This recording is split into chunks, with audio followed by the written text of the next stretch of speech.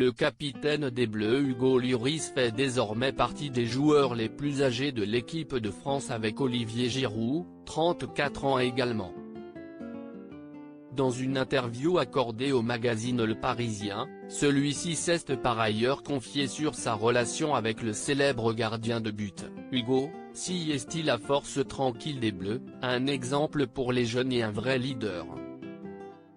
Lorsqu'ils se retrouvent à deux dans leur chambre, les joueurs et amis sacrés champions du monde en Russie en 2018 ont leurs petites habitudes, contrastant avec celles des joueurs plus jeunes. Ces derniers aiment ainsi à boire un petit verre de vin après les matchs, tout en écoutant du Jean-Jacques Goldman avant de plonger dans les bras de Morphée.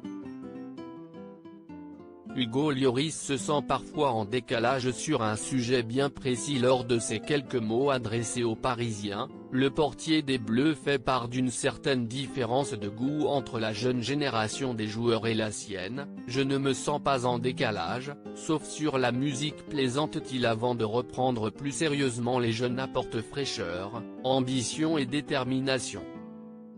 À nous, les anciens, de les intégrer, en leur rappelant le cadre et l'exigence.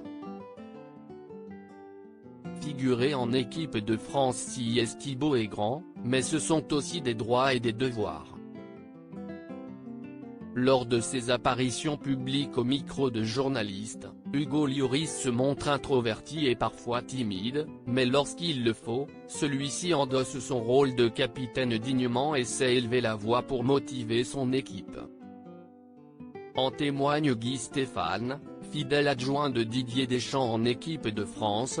Hugo, si est-il l'expérience, la sérénité, et il ne parle pas pour ne rien dire avant d'ajouter, si est-il un patron qui maîtrise le poids des mots. Ce n'est pas un leader dans le sens aboyeur.